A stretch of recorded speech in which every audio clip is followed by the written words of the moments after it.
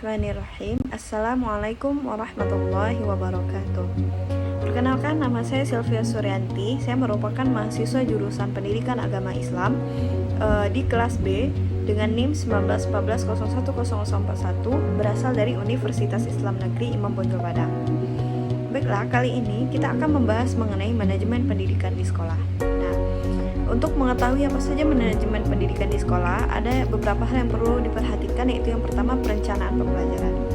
Nah, perencanaan merupakan salah satu fungsi awal dari aktivitas manajemen dalam mencapai tujuan secara efektif dan efisien. Nah, sedangkan yang dimaksud dengan perencanaan pembelajaran menurut Davis tahun 1996 adalah pekerjaan yang dilakukan oleh seorang guru untuk merumuskan tujuan mengajar.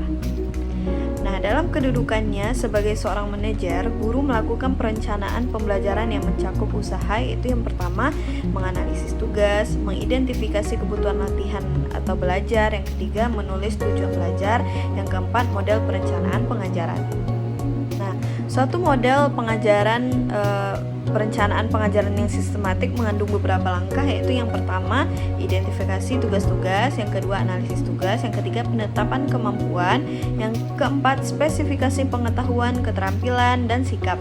Nah, yang kelima identifikasi kebutuhan pendidikan dan latihan, selanjutnya perumusan tujuan, kriteria keberhasilan program, organisasi sumber-sumber belajar, pemilihan strategi pengajaran, uji lapangan program, kemudian pengukuran reliabilitas program, perbaikan dan penyesuaian, pelaksanaan program, dan yang terakhir monitoring program. Selanjutnya yang kedua, yaitu pengorganisasi pembelajar.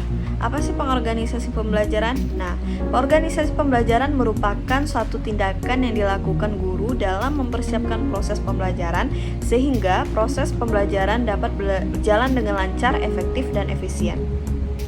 Nah, strategi pengorganisasian pembelajaran merupakan salah satu komponen sistem pembelajaran yang dipilih oleh guru serta dilaksanakan oleh guru sendiri dengan jalan mengkombinasikan 5 komponen sistem pembelajaran, yaitu yang pertama dari pembelajar, pesan, bahan, alat, dan lingkungan agar tercapai tujuan belajar. Kemudian langkah selanjutnya yang ketiga, yaitu pelaksanaan pembelajaran. Nah, ini merupakan hal yang terpenting dalam manajemen pendidikan di sekolah, yaitu pelaksanaan pembelajaran. Apa itu pelaksanaan pembelajaran? Pelaksanaan pembelajaran adalah proses yang diatur sedemikian rupa menurut langkah-langkah tertentu agar pelaksanaan mencapai hasil yang diharapkan. Nah, itu menurut Sujana tahun 2010. Nah, menurut Majid dalam bukunya terbitan tahun 2014 halaman 129 menjelaskan tentang pelaksanaan pembelajaran, yaitu merupakan suatu kegiatan proses belajar mengajar sebagai unsur inti dari aktivitas pembelajaran yang dalam pelaksanaannya disesuaikan sesuai dengan rambu-rambu yang telah disusun oleh perencanaan sebelumnya. Nah, sedangkan menurut Bahri dan Aswan Zain, pelaksanaan pembelajaran adalah suatu kegiatan bernilai edukatif. Nilai edukatif mewarnai interaksi yang terjadi antara guru dan peserta didik.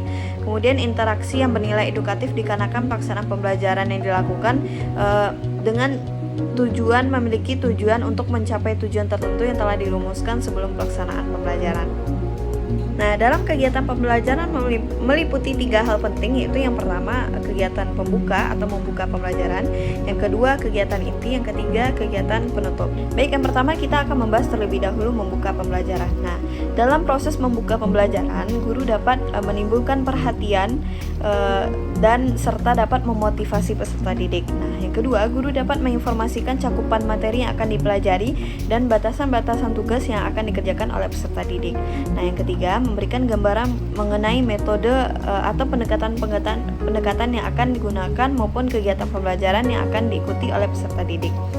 Nah, selanjutnya dalam membuka pembelajaran, hal yang perlu dilakukan yaitu melakukan apersepsi, yakni mengaitkan materi yang telah dipelajari sebelumnya dengan materi yang akan dipelajari hari ini misalnya.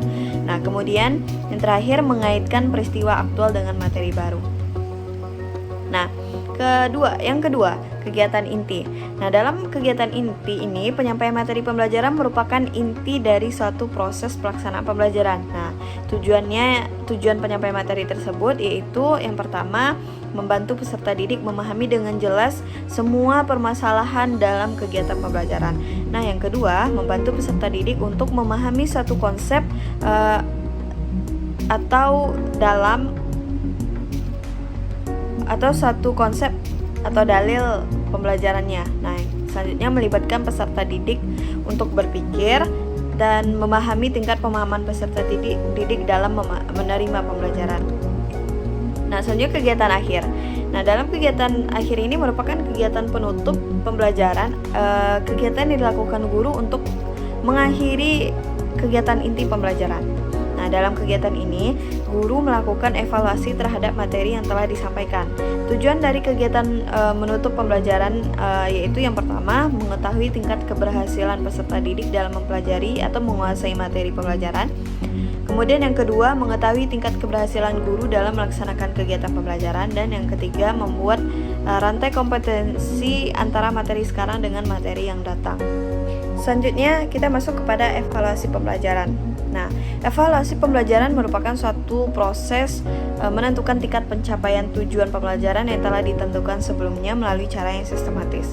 Nah, menurut Mahrens, evaluasi adalah suatu proses merencanakan, memperoleh, dan menyediakan informasi yang sangat diperlukan untuk membuat alternatif keputusan. Jenis-jenis evaluasi pembelajaran. Nah, jenis evaluasi pembelajaran ada 5, yaitu yang pertama, evaluasi diagnostik, evaluasi selektif, evaluasi penempatan, evaluasi formatif, dan evaluasi sumatif.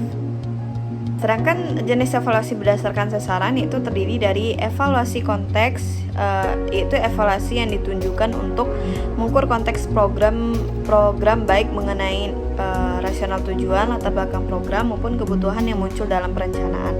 Kemudian yang kedua, evaluasi input, evaluasi proses, evaluasi hasil atau produk, kemudian evaluasi outcome atau lulusan evaluasi yang diarahkan untuk melihat hasil belajar siswa lebih lanjut, yakni evaluasi lulusan setelah terjun ke masyarakat.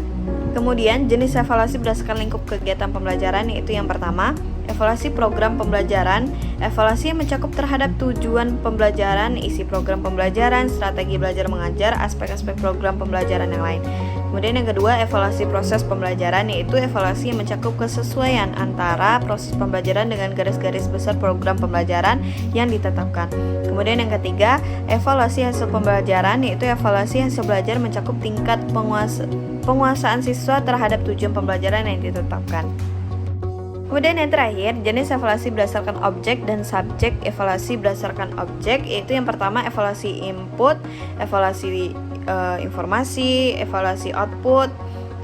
Sedangkan berdasarkan subjek yaitu evaluasi internal, evaluasi eksternal, serta evaluasi yang dilakukan oleh orang luar sekolah sebagai evaluator, misalnya orang tua, masyarakat.